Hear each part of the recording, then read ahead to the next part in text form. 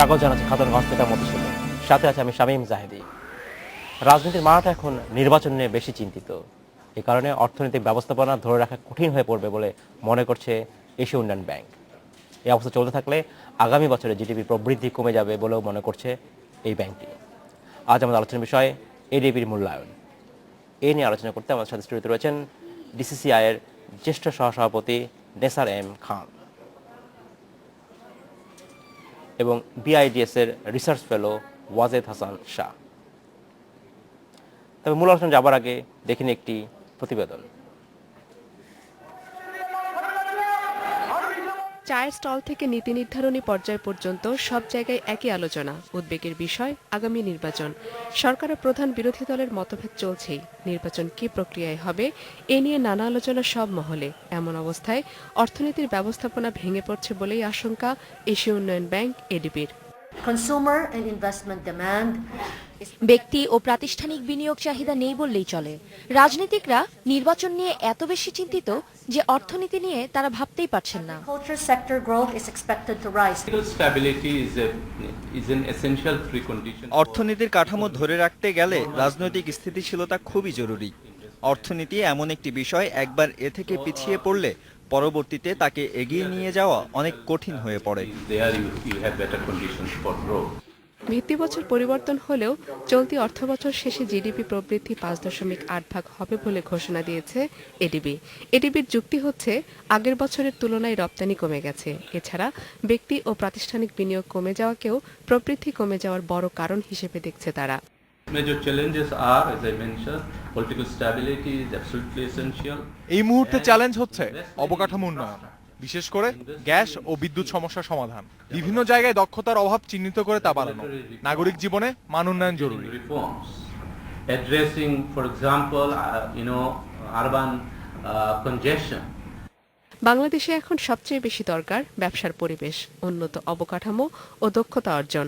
ব্যবসায়িক সহায়তা না থাকায় বিশ্বায়ন থেকে পিছিয়ে পড়ছে বাংলাদেশ। জমি কমে যাওয়ার কারণে বিনিয়োগ হচ্ছে না বলেও দাবি এই সংস্থাটির। এসব সমস্যার সমাধান করতে পারলে বাংলাদেশ এগিয়ে যাবে, এমনটাই মনে করে এশীয় উন্নয়ন ব্যাংক।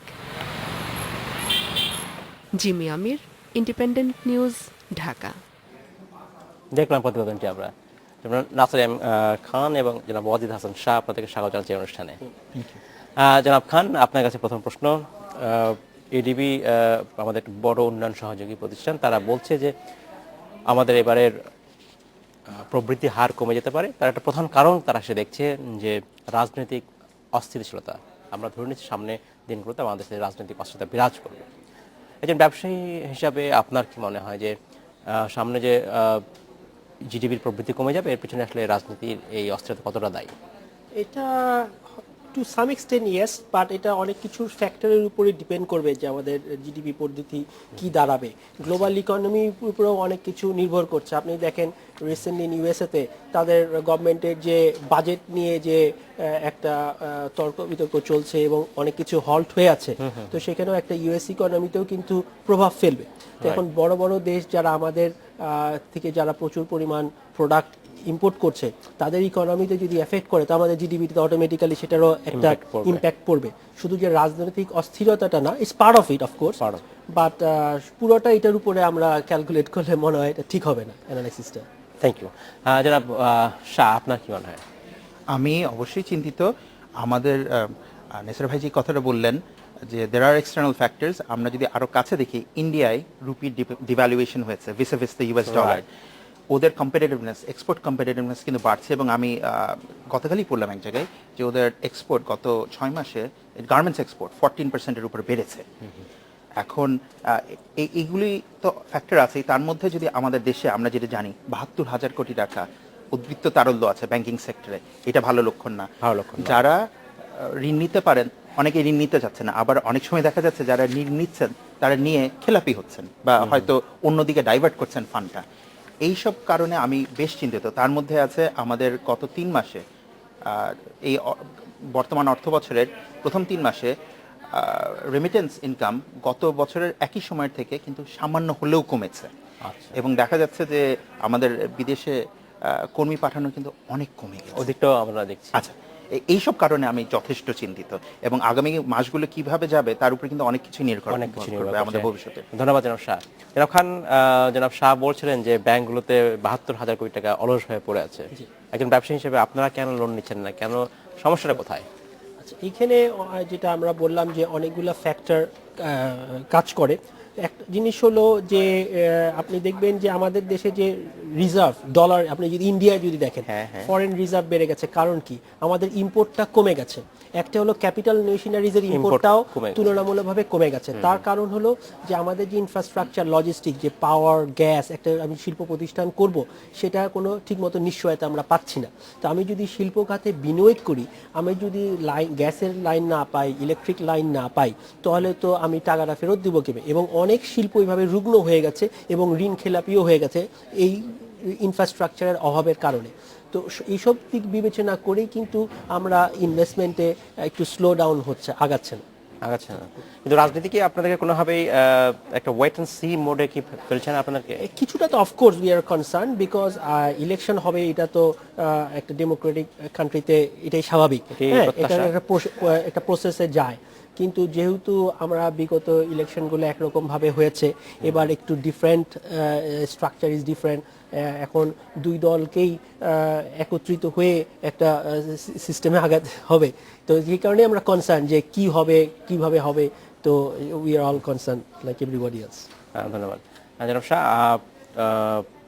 আমাদের যে প্রবৃদ্ধি কমে যাবে তার অনেকগুলো ফ্যাক্টরের মধ্যে একটা কথা বলা হচ্ছিল যে রাজনৈতিক অবস্থা। কারণ এছাড়া এডিবি বেশ কিছু কারণ দেখেছে। তার মধ্যে একটি হচ্ছে যে যেটা বলা হচ্ছে যে জনশক্তি আমাদের রপ্তানি কমে গেছে এবং বলা যায় যে এই বছরে আমাদের যে প্রধান মার্কেট যেগুলো সৌদি আরব এবং মিডল ইস্টের আরও সংযুক্ত আরব আমিরাত, সেখানে একেবারেই নতুন করে কিছু কর্মী পাঠানো সম্ভব হচ্ছে না। আপনার কি মনে হয় এইটার ইম্প্যাক্ট আসলে এই কতটা ফেলবে আমাদের ওভারঅল যে বাজেটের যে টার্গেট রয়েছে আমাদের প্রবৃদ্ধি অর্জন করার ক্ষেত্রে 7.2, সেখানে আসলে কতটা ইম্প্যাক্ট ফেলবে? এই বছর হয়তো অত বড় প্রভাব ফেলবে না, কিন্তু আগামী বছরগুলোতে বেশি প্রভাব ফেলবে।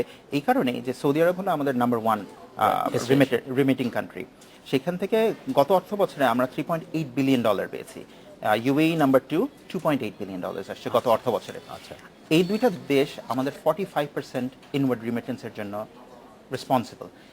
এই দুই দেশে আমার জানার মতে অলমোস্ট নতুন কোনো কর্মী দেয়নি। যদিও আমি দেখছি যে আমাদের পররাষ্ট্র মন্ত্রণালয় এবং জনশক্তি রপ্তানি মন্ত্রণালয়গুলো চেষ্টা করছে সৌদি মার্কেট খোলার জন্য, এবং কিছুদিন আগে বোধহয় এরকম একটা সিস্টেম চালু করেছিল সৌদি সরকার যে যারা ওখানে ইলিগালি আছে তাদেরকে অ্যাবজর্ব করার। কিন্তু এটার আবার উল্টা ফল হয়েছে। দেখা গেছে যে যারা ওই সময় টাকা পাঠাতো তারা এখন টাকা পাঠানোর বিনিময়ে অনেক সময় বলছে তাদের পরিবার পরিজনকে যে তোমরা আমাদেরকে টাকা পাঠাও, so that we can afford the licence to be valid workers in this country. ফলে দেখা যাচ্ছে উল্টা পথে রিমিটেন্স যাচ্ছে। এটা কিন্তু একটা চিন্তার ব্যাপার। ইউএসএ হলো নাম্বার 3। ইউএসএ তে কিন্তু আমাদের ফর্মাল ম্যান পাওয়ার এক্সপোর্ট নেই। ওই দেশে যারা যায় চাকরি বাকরি পড়াশোনার উদ্দেশ্যে যারা থেকে যায় বা তারাই হয়তো টাকাটা পাঠায়। Kuwait number 4। কুয়েতে কিন্তু আমাদের কোনো ম্যান পাওয়ার এক্সপোর্ট এখন নাই। নাম্বার 5 মালয়েশিয়া আমাদের মন্ত্রণালয় ব্যবস্থা করেছিল বছরে 50,000 লোক পাঠানোর। এই বছর এখন পর্যন্ত গেছে আমার জানার মতো 460 জন। কোথায় 50,000 আর কোথায় 460, 500 জন্য যায়নি। মন্ত্রণালয় যে ব্যবস্থাটা করেছিল যে খুব কম খরচে তাদের পাঠানোর ব্যবস্থা, সেটা অবশ্যই প্রশংসনীয় উদ্যোগ। কিন্তু যদি লোক পাঠানো না যায়, খরচ কমিয়ে কি লাভ হবে? সুতরাং এখানে আমাদের প্রথম 5টা দেশ গেল। ইউকে নাম্বার 6, ওখানেও কিন্তু আমাদের ওই হলো। সো এটা যথেষ্ট চিন্তার ব্যাপার। এখানে ইমিডিয়েট প্রভাব না হলেও কি হবে, যারা আছে তারা তো টাকা পাঠাতেই থাকবে, কিন্তু প্রবৃদ্ধি ওরকম হবে না। প্রবৃদ্ধি না হলে রেমিটেন্সে এটা আসলে কখনোই সাস্টেনেবল হবে বলে মনে হয় না। আনফরচুনেটলি হবে না। এটা খুবই চিন্তার ব্যাপার। জি, জনাব খান, আপনার কাছে প্রশ্ন ছিল, আপনি আবার রাজনীতির কথা ফিরে আসি। একটা সময় দেখা গেছে যে ডিসিআই বা এফবিসিআই দিক থেকে তরফ থেকে ব্যবসাতে একটা উদ্যোগ ছিল বর্তমান রাজনীতির সংকট নিরসনে প্রধান দলগুলোর সাথে বসবার বা আলোচনা করবার একটা আহ্বান ছিল। সেই ধরনের প্রচেষ্টা কি ব্যবসায়ী মহলে আর আছে? আমরা অফকোর্স যেটা আমাদের ইকোনমিতে যদি কোনো কিছু ইম্প্যাক্ট হয়, ডেফিনেটলি সেটা আমরা উদ্যোগ নিব একত্রিতভাবে। যে বিকজ একটা দেশের কিন্তু এই মুহূর্তে কোনো প্রচেষ্টা আসলে আছে কিনা? এই মুহূর্তে রাইট দিস মোমেন্ট না, বাট আমরা আগামীতে যদি সেরকম ক্রাইসিস দেখা দেয় তখন অবশ্যই আমরা সম্মিলিত হব। যে দেশের অর্থনীতি যদি হিট হয় বা এফেক্টেড হয় তখন তো অনেক কিছুই ক্ষতিগ্রস্ত হবে, আমরা সকলেই will all be affected. We are তো সেরকম concerned. সিচুয়েশন আমার মনে হয় না এখন আমরা পৌঁছেছি। তো but if there is any crisis then definitely will. এখন ক্রাইসিস কি নাই? Crisis is there, but the impact, you have to see the extent of the impact. হ্যাঁ, আর অনেক কিছু আছে সেটা হলো জাস্ট ভেগ বা উড়া, যেটা এ হচ্ছে বা প্রোপাগান্ডা অমুক তুমুক, মানে যতটা আশঙ্কা ততটা না, বাট দ্য এক্সপোজার ইজ মোর।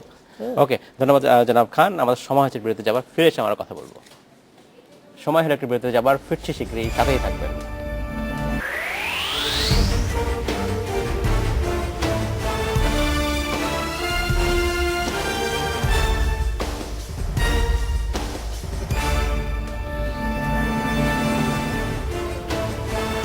স্বাগত আরেকবার খাতুন মাস্টার সমাজকে।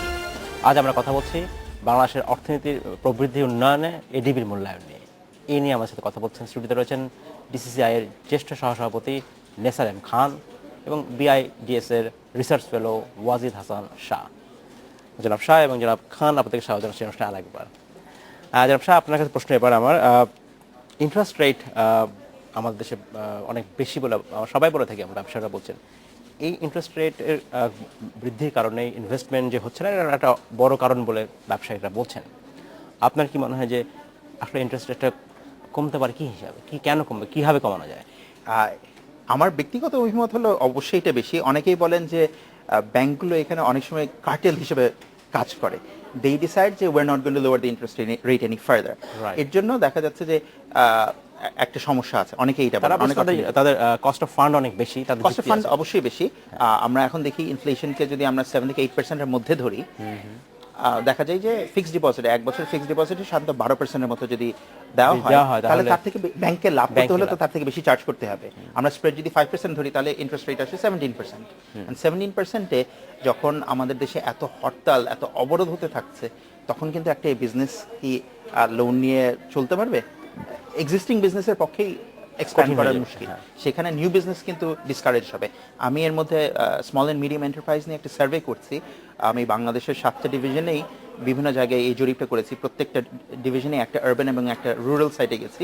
এবং আমি আপনাকে যেমন উদাহরণ হিসেবে বলতে পারি, কক্সবাজারে আমি যখন গেলাম, আমাকে বললো ওদের টুরিস্ট সিজন হলো মেইন সিজন, ইটস বাংলাদেশের নাম্বার 1 টুরিস্ট স্পট, বিদেশিরাও আসে। ওদের হলো নভেম্বর, ডিসেম্বর, জানুয়ারি, ফেব্রুয়ারি, এই 4টা মাস আসল ব্যবসা। ফেব্রুয়ারি মাসে একজন ব্যবসায়ী আমাকে বললেন 28 দিনের মধ্যে 20 দিন তাদের ব্যবসা বন্ধ রাখতে হয়েছে, ব্যবসা খুলতেই পারেনি। এই অবস্থায় একটা লোন নিয়ে লোন রিপে করা তো সম্ভব না। আচ্ছা, ধন্যবাদ জনাব খান। আপনার কি মনে হয় যে আসলে ইন্টারেস্ট রেটটা কেন বেশি, বা আপনার এই ব্যবসায় অনেকটা ফেস করে প্রবলেম, ব্যাংকগুলোতে আসলে কি জবাব পান? অ্যাকচুয়ালি যেটা উনি শেয়ার করলেন যে আমাদের দেশে ডিপোজিট রেট যদি হাই থাকে তাহলে তো বরোয়িং রেটে হাই হবেই, হ্যাঁ, আর ইনফ্লেশনেরও একটা ব্যাপার আছে। তবে এইটাকে নিয়েই আমাদেরকে কাজ করতে হবে। If you can lower, we have to work on যে আমাদের ইনফ্লেশনটা কি করে কমানো যায়, আর ডিপোজিট রেটটাও যদি কম করা যায় এবং তাহলেই আপনার এই বরোয়িং রেটটাও কম হবে। তবে গভর্নমেন্টের কাছে আমরা একটা, মাননীয় অর্থমন্ত্রীর কাছে আমরা ঢাকা চেম্বার থেকে একটা প্রস্তাব রেখেছিলাম। সরকারের কিন্তু একটা ভালো একটা ফান্ড আছে, সেই ফান্ডটাও কিন্তু গভর্নমেন্ট ভালো একটা ইন্টারেস্ট রেটে ব্যাংকগুলোর কাছে রাখে। তো আমরা মাননীয় অর্থমন্ত্রীকে রিকোয়েস্ট করেছিলাম যে স্যার আপনি এই ফান্ডগুলোকে যদি আপনারা যদি একটু লোয়ার ইন্টারেস্টে রাখেন তাহলেও কিন্তু এই ইন্টারেস্ট রেটটা কমবে এবং ইজ হবে। তো এবং না, হি টুক ইট পজিটিভলি এবং উনি বলেছেন যে এই জিনিসগুলোকে দেখবেন। ধন্যবাদ জনাব খান। জনাব শাহ, আমার হাতে সময় কম, আপনি যদি সংক্ষেপে উত্তর দিতেন। এই এডিবি রিপোর্টে বলা হচ্ছে যে প্রয়োজন হলেও রাজনৈতিক চাপে জ্বালানি তেলের দাম বা বিদ্যুতের দাম বাড়ানোর সিদ্ধান্ত না হতে পারে, অর্থাৎ বাড়ানো হবে না হয়তো মনে করছে এডিবি। এবং এতে অন্যান্য দাতা সংস্থার মতো এডিবিও হয়তো বলছে যে অর্থনীতির প্রবৃদ্ধি কম হয়, এটা একটা কারণ। আপনার কি মনে হয় আসলে জ্বালানি তেলের যে বর্তমান সরকার যে ভর্তুকি দিয়ে যাচ্ছে সেটাকে আসলে কন্টিনিউ করা উচিত কিনা? এই অবস্থায় বোধহয় প্রয়োজন আছে। আমরা ইনফ্লেশনকে যদি 7%-এর কাছাকাছি রাখতে চাই, অবশ্যই আমরা জ্বালানি তেলের দাম আর বাড়াতে পারবো না। বেশ কয়েক প্রস্তাব কিন্তু বাড়ানো হয়েছে গত কয়েক বছর, গত বছরই প্রতি 4 বার বাড়ানো হয়েছে। জ্বালানি তেলের দাম বাড়ালে প্রত্যেকটা সেক্টরে এর প্রভাব পড়বে। এবং আমরা যে বিদ্যুতের কথা বলছি, এই আমরা যে জেনারেটরগুলি চালাই, লোডশেডিং হচ্ছে তো। চিটাগং আমাদের কমার্শিয়াল ক্যাপিটাল বাংলাদেশের, সেখানে আমাকে সেদিন একজন বললেন প্রতি ঘন্টায় ঘন্টায় ইলেকট্রিসিটি যাচ্ছে। 1 ঘন্টা ইলেকট্রিসিটি থাকলে নাকি 1 থেকে 1.5 ঘন্টা থাকছে না। এখন your running up the cost of business. আপনি যেই মুহূর্তে জ্বালানি তেলের দাম বাড়াবেন তখন cost of doing business will go up even further. Transport সেক্টরের প্রভাব পড়বে, সাধারণ মানুষ ক্ষতিগ্রস্ত হবে। আপনার কি মনে হয়, আপনি এর সাথে একমত কিনা ওনার সাথে? না, খুবই আমি ওনার সংক্ষেপে সাথে আলোচনা করুন। একমত, বিকজ এই মুহূর্তে আমার মনে হয় it will be right thing, এবং এটা আমাদের কৃষি ক্ষেত্রেও কিন্তু একটা প্রভাব পড়বে। আপনি জানেন যে সেচের সময় আমাদের পাম্পগুলো ব্যবহার করতে হয়, সেখানে ডিজেল প্রচুর পরিমাণ লাগে। তো আমাদের অ্যাগ্রোতে আপনি জানেন যে আমাদের ওয়ার্কফোর্স 45% কাজ করছে এবং 17% অফ আওয়ার জিডিপি কিন্তু এগ্রিকালচার কন্ট্রিবিউট করছে। ধন্যবাদ জনাব খান, ধন্যবাদ জনাব শাহ। আমাদের সময় সর্বদা এখানে শেষ করতে হচ্ছে। আপনাকে অসংখ্য ধন্যবাদ শাহ। আপনাকে ধন্যবাদ। আপনাকে ধন্যবাদ। এই ছিল আজকের মতো খাদ্য থেকে মধ্যে যাবে। আমাদের সাথেই থাকবেন, দেখা হবে আবারও।